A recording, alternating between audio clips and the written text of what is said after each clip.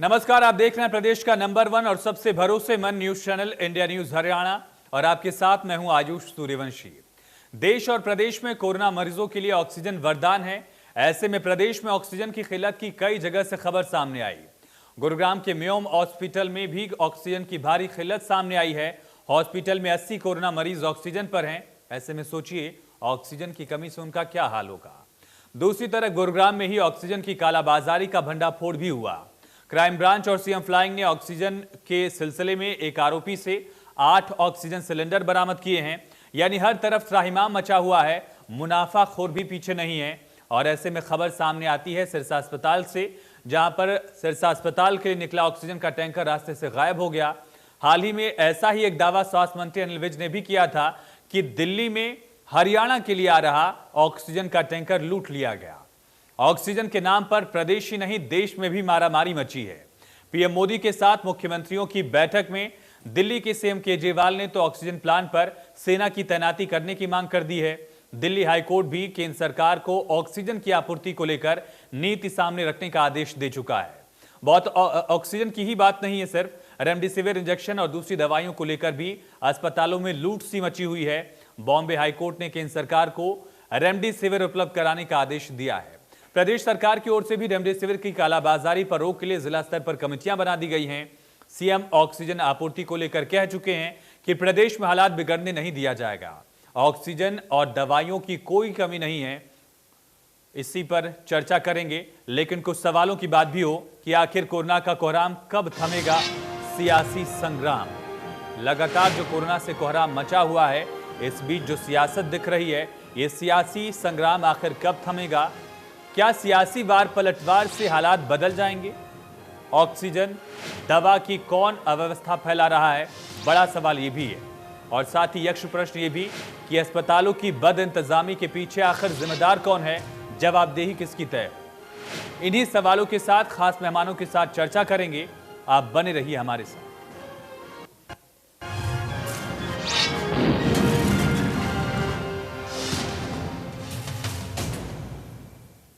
और सबसे पहले 3 तस्वीरें आपको दिखाते हैं।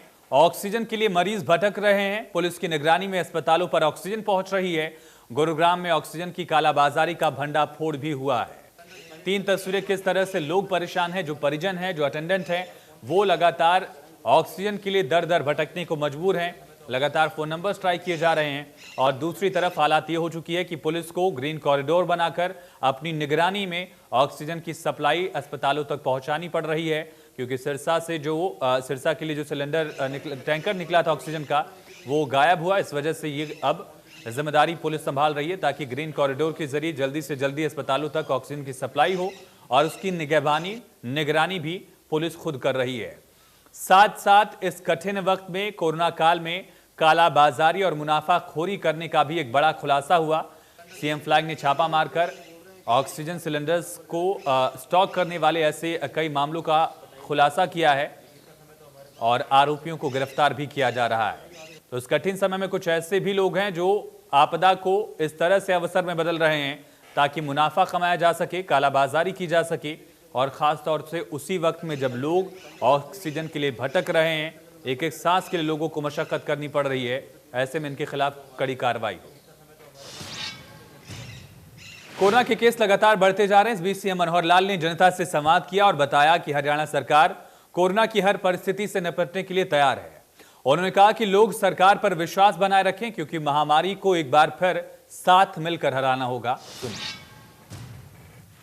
हमारे यहाँ 160 मीट्रिक टन की सप्लाई ये सुनिश्चित की गई है, जिसमें से 80 मीट्रिक टन हमें पानीपत से सप्लाई होगी, 25 मीट्रिक टन ये हमें रुड़की से सप्लाई होगी, 20 मीट्रिक टन बरोटीवाला से होगी, 20 मीट्रिक टन भिवाड़ी से होगी, 17 मिसलेनियस जगह से होगी। तो ऐसे 162 मीट्रिक टन हरियाणा को सप्लाई होनी है। ऐसे ही दिल्ली की सप्लाई के भी कुल 12 स्टेशन हैं जहां 480 मीट्रिक टन जाने वाली है। हरियाणा में पानीपत की यदि बात करें तो 140 मीट्रिक टन दिल्ली को जाएगी, 80 मीट्रिक टन हरियाणा को मिलनी है और 20 मीट्रिक टन पंजाब को जाएगी। अगर मैं पिछले 24 घंटे की बात करता हूं तो इसमें से दिल्ली 226 मीट्रिक टन सप्लाई की जा चुकी है पंजाब में भी 13 मीट्रिक टन गई है, हरियाणा में 87 मीट्रिक टन गई है। तो इसलिए जो 24 घंटे में जितनी सप्लाई ऑक्सीजन की होनी थी वो सब जगह पर्याप्त हुई है और आगे भी इस क्रम को बनाए रखेंगे। सब लोग अपना विश्वास बनाए रखें, ऑक्सीजन की कमी किसी भी अस्पताल में हम नहीं आने देंगे, ऐसा मैं आपको विश्वास दिलाता हूँ। इसी प्रकार से चाहे मास्क की सप्लाई हो, चाहे सैनिटाइजर की सप्लाई हो, चाहे बेड्स की व्यवस्था हो, वेंटिलेटर्स की व्यवस्था हो, सब व्यवस्थाएं पूरी बनी रहेंगी। आवश्यकता पड़ने पर अस्थायी व्यवस्थाओं को और आगे बढ़ाया जाएगा। तो मुख्यमंत्री ने प्रदेश की जनता को यह भरोसा दिलाया कि ऑक्सीजन की सप्लाई बेहतर है, आने वाली परिस्थिति के लिए भी हरियाणा हर तरीके से तैयार है। उन्होंने कहा कि अगर जरूरत पड़ी तो फिर आवश्यकता मुताबिक जो सुविधाएं हैं, जो व्यवस्था है, उसको आगे बढ़ाने का काम भी लगातार किया जा रहा है और इसको भी हम मुकम्मल करेंगे। आश्वासन मुख्यमंत्री मनोहर लाल की तरफ से प्रदेश की जनता को दिया गया है। इसके पहले गृह मंत्री और स्वास्थ्य मंत्री अनिल विज की तरफ से भी कहा गया था कि ऑक्सीजन की सप्लाई पूरी है। दिल्ली तक भी हरियाणा की तरफ से जो ऑक्सीजन पहुंच रही है उसके बारे में भी जानकारी दी गई। पंजाब में भी कुछ मैट्रिक टन ऑक्सीजन हरियाणा की तरफ से भेजा गया है। लेकिन सवाल यही कि आखिर इन तमाम दावों के बीच अगर ऑक्सीजन के लिए जो भटकते लोग हैं वो परेशान हो रहे हैं, तो फिर सप्लाई के साथ साथ, ऑक्सीजन के प्रोडक्शन के साथ साथ वो ऑक्सीजन अस्पतालों तक पहुंच रही है क्या उसी तरह से? और इन्हीं तमाम सवालों का जवाब जानने की करेंगे कोशिश। हमारे साथ कुछ खास मेहमान जुड़ चुके हैं, उनका तारुफ आपसे करा दें। वंदना पोपली जी, प्रवक्ता भारतीय जनता पार्टी, बजरंग दास गर्ग जी, प्रवक्ता कांग्रेस के, रणबीर लोहान जी, प्रवक्ता इनेलो के, और डॉक्टर प्रिंस भारद्वाज हमारे साथ जुड़ चुके हैं। आप चारों खास मेहमानों का बहुत स्वागत है। वंदना जी, मेरा पहला सवाल आपसे ही है कि अगर प्रदेश में प्रचुर मात्रा में ऑक्सीजन उपलब्ध है तो फिर ऐसी क्या नौबत है कि अस्पतालों की तरफ से ट्वीट्स किए जा रहे हैं? कल फोर्टिस की तरफ से ट्वीट किया गया, आज एक और हॉस्पिटल की तरफ से ट्वीट किया गया और बताया गया कि कुछ ही घंटे का स्टॉक बचा है। ऐसी स्थिति किस वजह से उत्पन्न हो रही है? देखिए आयुष, जब प्रदेश का मुखिया अपने मुंह से बार बार कह रहा है, बीच में आकर बार बार बता रहा है कि कहीं पर भी ऑक्सीजन की कमी नहीं है, मुझे लगता है अभी हम सभी ने मनोहर लाल खट्टर जी को सुना कि उन्होंने किस तरह से क्लियरली बताया कि हमें कहाँ से ऑक्सीजन मिल रही है और हमें हमारे यहाँ पर ऑक्सीजन की कोई भी कमी नहीं है। हम खुद से सक्षम है कि हम 270 मीट्रिक टन ऑक्सीजन बना सकते हैं, जबकि हमारी जरूरत इस समय 60 मीट्रिक टन की है। लेकिन एक बहुत बड़ा कारण भी है कि कहीं ना कहीं पैनिक भी क्रिएट किया जा रहा है। मैं आपको 2 एग्जांपल बताना चाहूंगी कि एक फतेहाबाद का एक वीडियो वायरल हुआ एक डॉक्टर के द्वारा कि ऑक्सीजन बिल्कुल खत्म होने वाली है, हमें बड़ी प्रॉब्लम है, और जब वो बहुत ज्यादा वायरल हो गया तो फतेहाबाद के जो सीएमओ है उनको सामने आना पड़ा। उन्होंने अपना एक वीडियो जारी किया जिसमें उन्होंने क्लियरली मेंशन किया कि कहीं पर भी ऑक्सीजन की कमी नहीं है, और जिस पर्टिकुलर प्राइवेट हॉस्पिटल के डॉक्टर ने ये वीडियो यहाँ पे जारी किया है वो हमसे संपर्क कर सकते हैं। अगर उनके पास जगह नहीं है तो पेशेंट हमारे यहाँ पर वो शिफ्ट कर सकते हैं। दूसरा एक और मैं आपको यहाँ पर बताना चाहूंगी, जो डीसी हैं जींद के, उनको खुद एक व्हाट्सएप ग्रुप पर आके बताना पड़ा कि क्योंकि एक जींद का भी फिर से मैसेज हो गया कि कोई ऑक्सीजन नहीं है, ऑक्सीजन नहीं मिल रही है, तो वहां पर भी उनको बताना पड़ा कि ऑक्सीजन की कहीं पर भी कमी नहीं है। जब प्रदेश के मुखिया बार बार कह रहे हैं, डिस्ट्रिक्ट में हर एक सीएमओ की बात कर लीजिए या डीसी की बात कर लीजिए, सभी लोग कह रहे हैं कि ऑक्सीजन की कहीं पर कमी नहीं है, तो एक पैनिक क्रिएट करने की कोशिश की जा रही है। उसका एक रिजल्ट भी आपने देखा कि गुड़गांव में किस तरह से जो 9 सिलेंडर है उनकी कालाबाजारी करने की कोशिश की जा रही है। एक कहीं ना कहीं कोशिश ये भी की जा रही है कि आर्टिफिशियल स्कैर्सिटी भी दिखाई जाए, लेकिन मुझे लगता है कि हम लोग बहुत बेहतर कंडीशन में हैं। हम जो ऑक्सीजन की कमी अगर कहीं पर दिखाने की भी कोशिश की जा रही है तो उसको भी हम कवर कर रहे हैं, और मुझे इतना मालूम है कि हरियाणा में ऑक्सीजन की कहीं पर भी कोई कमी नहीं है।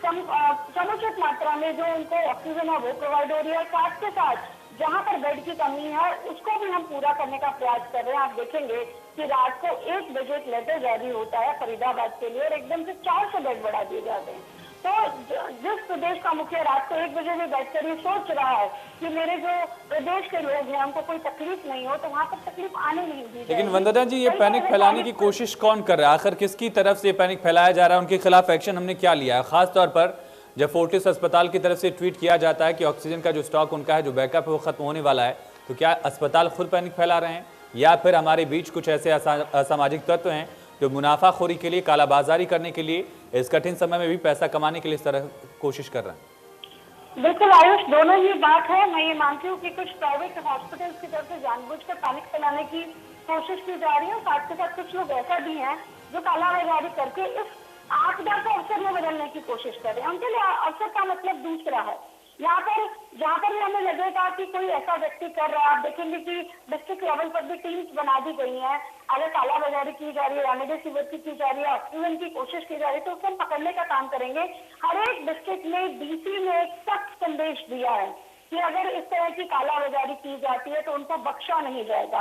ये मैसेज प्रदेश के मुखिया से लेकर डिस्ट्रिक्ट का जो कमिश्नर है, डीसी है, उसकी तरफ से दिया गया है कि अगर कहीं से भी कालाबाजारी करने की कोशिश की जाएगी तो उसको बख्शा नहीं जाएगा। मुझे लगता है समुचित मात्रा में हमने प्रयास किए हैं कि सभी को हेल्थ फैसिलिटीज मिले। चाहे वो बेड की बात है, उसको भी हम बेहतर कर रहे हैं। 3 डिस्ट्रिक्ट ऐसे हैं, चाहे गुड़गांव है या फरीदाबाद या सोनीपत, वहाँ पे नंबर ऑफ केसेस ज्यादा हैं और हमारा पूरा ध्यान वहाँ पर। लेकिन फिर भी आपको बताना चाहूंगी 1/3 जो बेड हैं अभी हमारे ऑक्यूपाइड हैं, बाकी बेड अभी भी खाली हैं। अगर पूरे हरियाणा की हम बात करें तो दवाइयों की कमी नहीं रहने दी जाएगी, ना ही ऑक्सीजन की कमी आएगी। आपके चैनल के माध्यम से मैं प्रदेश की जनता को भी आश्वासन देना चाहती हूँ कि कहीं से भी कोई भी कमी नहीं आने दी जाएगी और समुचित मात्रा में हर एक चीज का जो इंतजाम किया गया है। ठीक है बजरंग जी, फिलहाल जो स्थिति है वो आपको उससे किस तरह से आप देख रहे हैं, और अगर अव्यवस्था है तो फिर इसकी जिम्मेदारी किसकी है? आयुष जी, ये कोरोना पूरे देश के अंदर फैल रहा है, इसी प्रकार हरियाणा में भी अपने पैर लंबे फैला रहा है। हमें कोरोना से बचने की जरूरत है, सावधान रहने की जरूरत है। जहां तक मेरी बहन ने कहा कि बेड की हॉस्पिटल में कमी नहीं है, हालात ये है हरियाणा के अंदर बेड कहीं खाली नहीं है। सरकारी हॉस्पिटल तो छोड़ो, प्राइवेट हॉस्पिटलों के अंदर भी बेड खाली नहीं है। कोरोना के पेशेंट धक्के खा रहे हैं, बेडों के लिए भी हमें दाखिल किया जाए। सरकार को सबसे पहले जो सरकारी हॉस्पिटल है और जो प्राइवेट हॉस्पिटल है उसकी क्षमता, बेड की क्षमता बढ़ाने की जरूरत है। ये हकीकत की चीज है। दूसरा, सरकारी हॉस्पिटल में आप देखोगे वेंटिलेटर की बहुत भारी कमी है। प्रधानमंत्री जो कोष की तरफ से वेंटिलेटर सप्लाई हुए थे पूरे देश के अंदर, हरियाणा के अंदर भी वेंटिलेटर आए थे। प्रधानमंत्री जो केयर जो फंड के तरफ से आए थे, वो पेटी बंद, आज तक हरियाणा के अंदर पेटी बंद पड़े हैं क्योंकि वो उसकी क्वालिटी हल्की थी। आज तक एक भी वेंटिलेटर उसका यूज नहीं किया गया, आपके सामने है। और जहां तक आप देखोगे कोरोना के इंजेक्शन की शुरुआत है, आपका टीवी बार बार दिखा रहा है, मेडिसिन की शॉर्टेज है। जो इंजेक्शन 3500 रुपए का था वो उसका काला बाजारी होकर वो 35,000 में बिक रहा है। जो इंजेक्शन 40,000 रुपए का उसकी ब्लैक काला बाजारी होकर 2 लाख से लेकर 4 लाख रुपए तक वो इंजेक्शन की काला बाजारी हो रही है। दवाइयों की शॉर्टेज है। यहाँ तक कि जो कोरोना जो होता था, कोरोना की टेस्टिंग होती थी, हरियाणा सरकार सरकारी हॉस्पिटल की तरफ से 24 घंटे कोरोना की टेस्टिंग चलती थी। उसको 24 घंटे के बजाय 12 घंटे और कोरोना टेस्टिंग कर दिया। जो 24 घंटे के अंदर टेस्टिंग रिपोर्ट आती थी वो आज 5 दिन के अंदर कोरोना जो टेस्ट हो रहा है उसकी रिपोर्ट आज वो 5 दिन के अंदर वो टेस्टिंग रिपोर्ट आ लग रही है। और आप देखिए जहां की थी पिछली बार कोरोना फैला उस टाइम हरियाणा के मुख्यमंत्री जी ने घोषणा की थी, जो स्वास्थ्य विभाग के जो हमारे कर्मचारी है जो अपनी जान की जोखिम में डालकर सेवा कर रहे हैं उनको दुगनी सैलरी देंगे। आपके सामने है, एक ही आदमी को दुगनी सैलरी नहीं मिली। और दूसरा, स्वास्थ्य विभाग के अंदर डॉक्टरों की और कर्मचारियों की कम से कम हॉस्पिटलों में 50-60% की आज कमी है, उसकी भरपाई नहीं की गई। जब दिसंबर के अंदर कोरोना का जो महामारी थी, कोरोना का जो था वो कम असर हुआ, 4 महीने हमारे पास गैप था। हरियाणा सरकार को 4 महीने के अंदर कोरोना से लड़ने के लिए पूरी व्यवस्था करने की जरूरत थी। सरकार ने वो व्यवस्था नहीं की और हमारा देश कोरोना के अंदर लड़ रहा है, पूरा देश की जनता लड़ रही है। और मोदी साहब बंगाल के अंदर ममता जी से लड़ रहे हैं। तो तुम कोरोना की बात कीजिए, वहाँ गृह मंत्री जी और प्रधानमंत्री जी विदाउट मास्क रैली कर रहे हैं, लाखों आदमी की रैली कर रहे हैं। वहां तो कोरोना नहीं है, मगर हर जगह कोरोना है। जब देश का प्रधानमंत्री ठीक है। लापरवाही बरते, जब देश का गृह मंत्री लापरवाही बरते, हम दोष किसको दें? इन्होंने क्या ठीक है। किया? अप्रैल 2020 से लेकर जनवरी तक कितना ऑक्सीजन था तो विदेशों के दिन में सप्लाई किया? क्या सप्लाई करने की जरूरत थी? आज सरकार नु कह रही है 50 लाख एंटी टन हम ऑक्सीजन विदेशों से मंगाएंगे। पहला तो आप सप्लाई करते विदेशों के अंदर, फिर आप कहते हो मंगाएंगे, तो आप मान रहे हो ना ऑक्सीजन की कमी है। मैं नहीं कहता, देश का प्रधानमंत्री जी कह रहे हैं भाई ऑक्सीजन की कमी नहीं आने देंगे, हम ऑक्सीजन पूरी करेंगे। अब ऑक्सीजन का ये स्थिति है, हॉस्पिटलों के अंदर खाली जो सिलेंडर है, ऑक्सीजन की कमी कम है, खाली सिलेंडरों की कमी ज्यादा है। ठीक है, हॉस्पिटल ठीक है, में ठीक है, 20 सिलेंडर ठीक है, है। बजरंगी ऐसी जी, स्थिति ठीक है, बजरंगी, हरियाणा ठीक के है, अंदर ठीक है, हॉस्पिटल के अंदर है। रणवीर जी, मेरा सवाल आपसे है कि अव्यवस्था किसकी तरफ से फैलाई जा रही, खास करके जब ऑक्सीजन की पर्याप्त मात्रा का जिक्र किया जाता है, दवाइयों का पर्याप्त मात्रा में होना बताया जा रहा है, तो ऐसी स्थिति में अव्यवस्था किसकी तरफ से फैलाई जा रही है? देखिए आयुष जी, सबसे पहले तो जैसे मेरी बहन वंदना पोपली जी ने एक बात कही कि प्रधानमंत्री जी 2 बजे तक जागते रहते हैं। मैं इनकी बात के ऊपर एक जवाब देना चाहूंगा कि ये जिम्मेवारी प्रधानमंत्री जी की ही है और प्रधानमंत्री जी के द्वारा ही ये कोरोना को फैलाया भी गया है। इसका मुख्य कारण भी मैं आपको बताऊंगा। जब पिछले साल जब ये कोरोना आया था, उस समय नमस्ते ट्रंप करके एक प्रोग्राम किया गया था, तब इस कोरोना की महामारी के जो केस दिल्ली के 1 लाख आए थे। अब ठीक उसी तरीके से जैसे कुंभ का मेला लगा, 50 लाख लोगों ने डुबकी लगाई। इनके मुख्यमंत्री हरीश रावत जी ये कह रहे कि गंगा मैया में डुबकी लगाइए और कोरोना को भगाइए। हरीश रावत मुख्यमंत्री नहीं है, वो कांग्रेस के नेता हैं। मंत्री तीरथ सिंह रावत अभी हैं। तीरथ सिंह रावत जी। और दूसरा सर, जब प्रधानमंत्री जी ने कुंभ के बारे में बोला कि कुंभ के मेले में कम जाइए, उसमें 1,60,000 पर डे के केस आने शुरू हो गए थे और उसी दिन प्रधानमंत्री जी के द्वारा बंगाल में जाके रैली करना, यह दर्शाता है कि इस महामारी के ऊपर प्रधानमंत्री जी का कितना फोकस था। और दूसरी बात मैं आज आपको बताऊं, आज गुड़गांव में वैक्सीन नहीं है, लोग वैक्सीन लगवाने के लिए गए लेकिन वैक्सीन नहीं लगी। कल पंचकुला में वैक्सीन नहीं थी, सोनीपत में आज टेस्टिंग किट नहीं थी। यानी कि ये मिसमैनेजमेंट, ऑक्सीजन के सिलेंडर 17 हजार रुपए में जो पैसे वाले लोग थे वो तो ले गए, क्योंकि भारतीय जनता पार्टी को जैसे लॉकडाउन हुआ शराब की कालाबाजारी की, आज उन्होंने ऑक्सीजन की कालाबाजारी शुरू कर दी। तो मैं कहना चाहूंगा कि मेडिकल सुविधाओं के ऊपर फोकस नहीं किया। 1 साल से कोरोना की महामारी खत्म नहीं हुई, लेकिन इन्होंने सिर्फ अपने इलेक्शन दिखे, 5 राज्यों के इलेक्शन दिखे, कुंभ का मेला दिखा और इनके मुख्यमंत्री और मंत्रियां सब कह रहे हैं। तो कहने का मतलब ये है कि इन्होंने इसकी तरफ ध्यान नहीं दिया। ये कालाबाजारी करके पैसा कमाना, भ्रष्टाचार करना, ये इनके शायद खून में ही जम गया है। तो मैं कहना चाहूंगा कि आज ऑक्सीजन की कमी और आज इस देश के लिए सबसे बड़ी शर्म की बात है कि इस देश में ऑक्सीजन की कमी। पिछले साल इन्होंने, मुख्यमंत्रियों ने भी, प्रधानमंत्री जी ने कहा था कि हम प्लांट लगाएंगे, लेकिन आज तक प्लांट के नाम पे एक ईंट तक नहीं लगी। क्या ये मतलब प्रधानमंत्री के द्वारा या भारतीय जनता पार्टी के द्वारा अच्छे ढंग का मतलब इस प्रदेश के लिए और देश के लिए एक अच्छी व्यवस्था है? तो मैं भारतीय जनता पार्टी से यह कहना चाहूंगा कि इन्होंने आज की डेट में जो रेमडेसिविर दवाइयां हैं उनकी जो कालाबाजारी है, उसके एवज में आज एक जाइडस कंपनी है, दवाई है वीराफिन, जो 7 दिन में कह रहे कि कोरोना महामारी को 7 दिन के अंदर कवर कर देती है। आज मंजूरी इन्होंने दी है, मैं इसके लिए इनका बधाई भी देना चाहूंगा और हम सरकार के हर प्रयास के साथ हैं। अगर ये अच्छा प्रयास करेंगे और इनके द्वारा हमारे ऊपर भी कोई ड्यूटी लगाई जाएगी कि इंडियन नेशनल लोकदल इसमें आगे बढ़ के काम करेगा। वंदना पोपली जी, आप कुछ कहना चाह रही थी, कहिए, फिर मैं डॉक्टर प्रिंस के पास जाऊंगा। जो बहुत सारे प्रश्न हैं, मैं एक एक करके उनका जवाब देना चाहूंगी। बजरंग गर्ग जी ने कई आरोप लगा दिए। उन्होंने यहाँ पर कहा कि बेड खाली नहीं है। आपको मैं बताना चाहूंगी कि जितने भी मेडिकल कॉलेज हैं उनको क्रिटिकल केयर यूनिट में कन्वर्ट किया गया ताकि लोगों को प्राइवेट हॉस्पिटल में ज्यादा ना भागना पड़े। इसके अलावा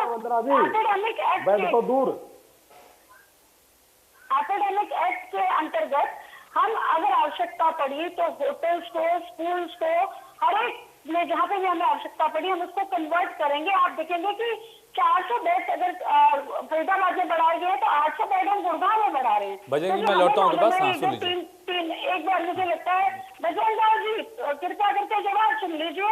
राजनीति करने के लिए आपको कोई समय है। ठीक है बजरंग जी, जो सवाल आपने पूछा उसी का जवाब दे रही हैं। ठीक है, सुन लेते हैं, फिर उसके बाद मैं आपके पास आऊंगा।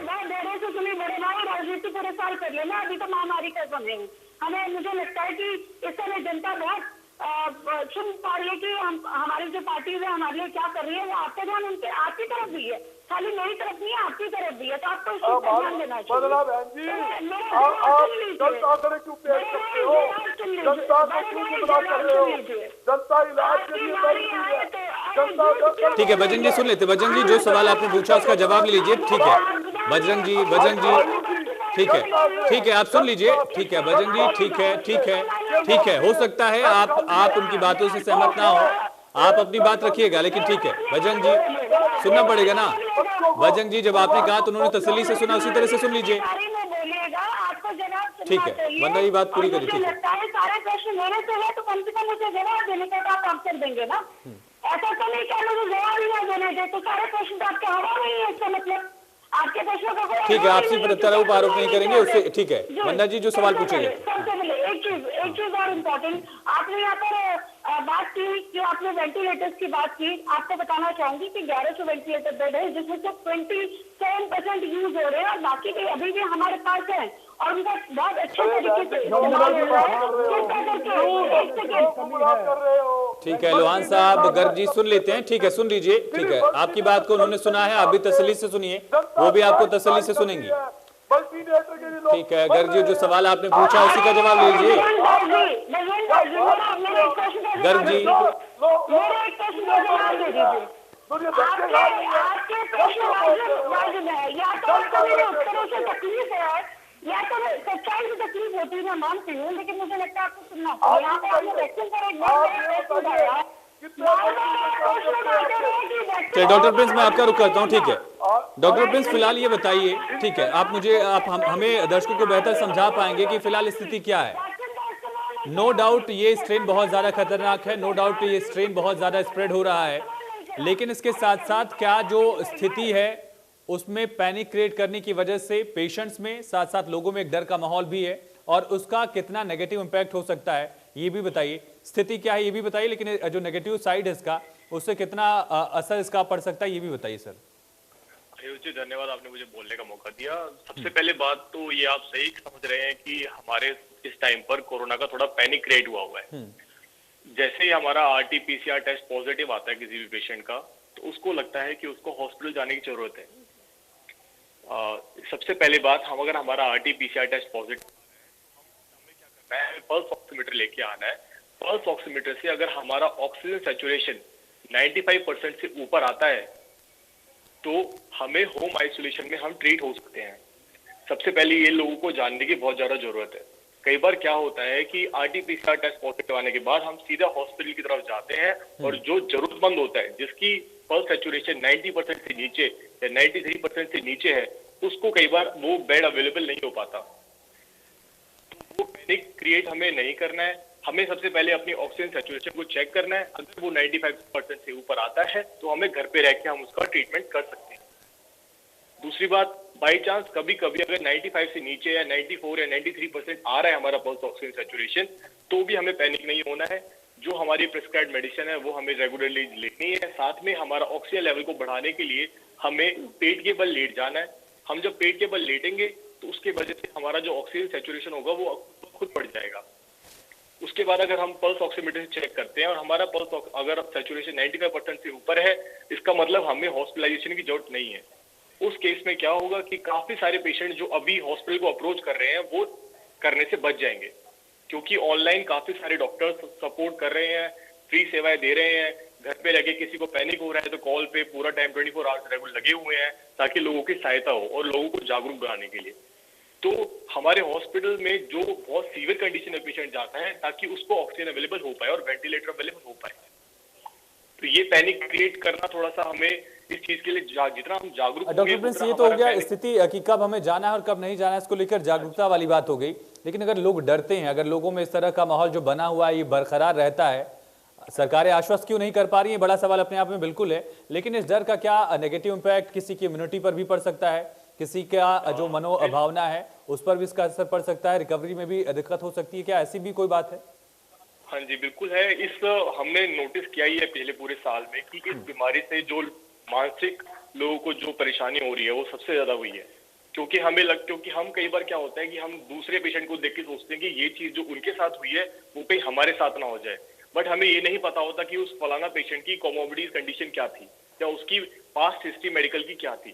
तो उस चक्कर में हमें लगता है कि ये शायद जो कंडीशन उनकी थी वो हमारी भी हो सकती है। तो वो चीज हमें थोड़ा अपने आप को जाननी पड़ेगी। अगर आपकी इम्यूनिटी स्ट्रांग है, आपको अगर पास्ट में कोई मेडिकल कोमोर्बिडिटी नहीं है या हिस्ट्री नहीं थी, तो आपको थोड़ा टेंशन लेने की जरूरत नहीं है। आप घर पे रह के प्रिस्क्राइब मेडिसिन के साथ ठीक हो सकते हैं।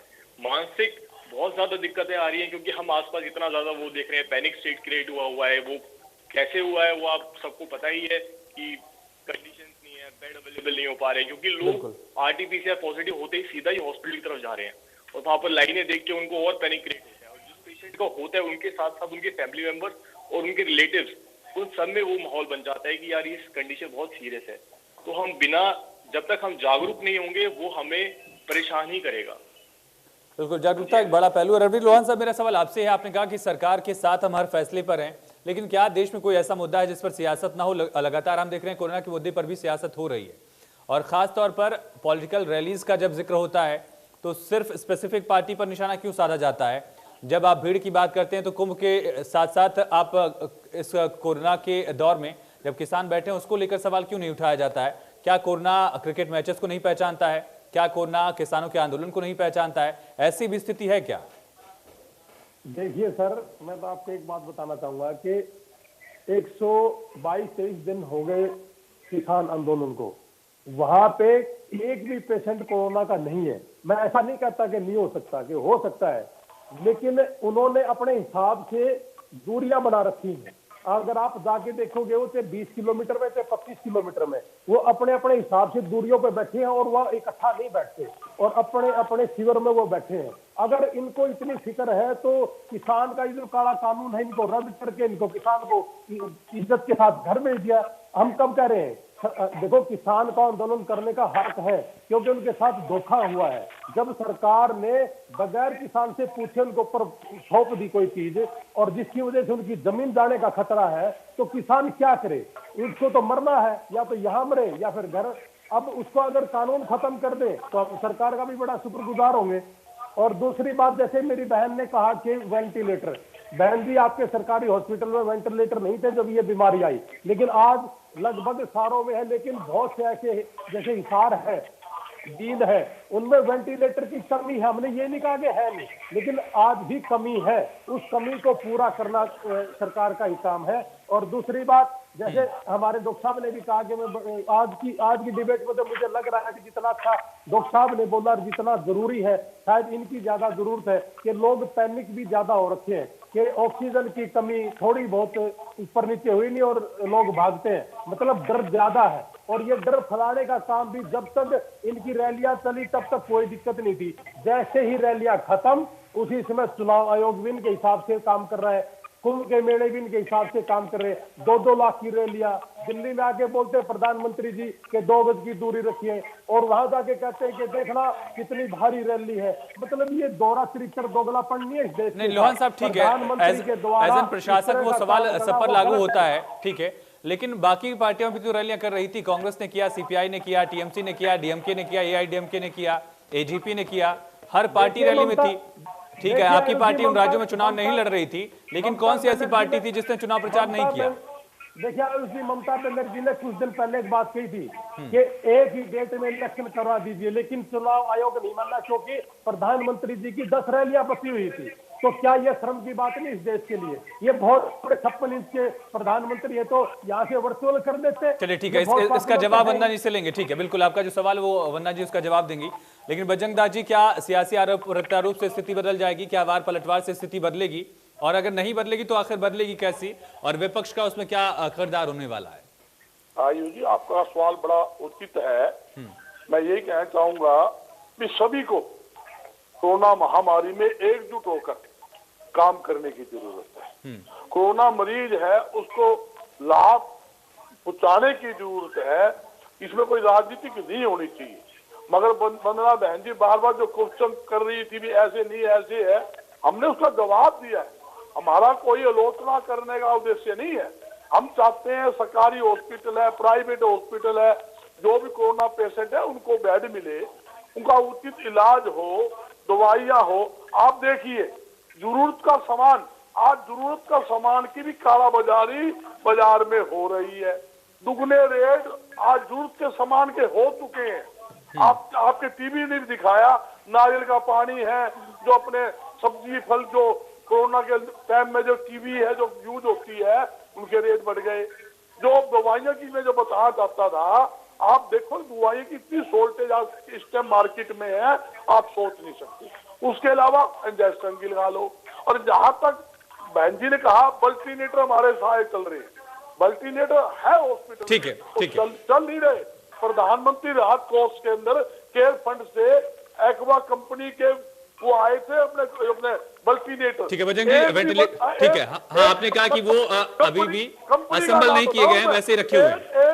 बिल्कुल ठीक है, ठीक है, ठीक है, ठीक है। मेरे पास वक्त कम है, मुझे सबसे जवाब लेना है। जो आपने सवाल पूछा वेंटिलेटर को लेकर, लोहान साहब ने सवाल पूछा है, ठीक है। एक सवाल और है। हाँ, एक देश, जल्दी जल्दी। एक देश 3 रेट, वैक्सीन का केंद्र सरकार के लिए 150 रुपए, अरे प्रदेश सरकार के लिए 400 रुपए और प्राइवेट हॉस्पिटल 600 रुपए। ठीक है, ठीक है, ठीक है, ठीक है। वंदना पोपली जी, ठीक है। 3 रेट एक वैक्सीन के। वंदना जी, वेंटिलेटर को लेकर सवाल है, वैक्सीन के रेट को लेकर सवाल है, पॉलिटिकल रैलीज को लेकर भी सवाल है। लेकिन इसके अलावा जो सबसे बड़ा सवाल यक्ष प्रश्न के रूप में बना हुआ है जनता के बीच कि अगर पैनिक फैलाया जा रहा है जानबूझकर, तो सरकार की जिम्मेदारी क्या है? सरकार उस पैनिक को खत्म करे, सरकार लोगों को आश्वस्त करे।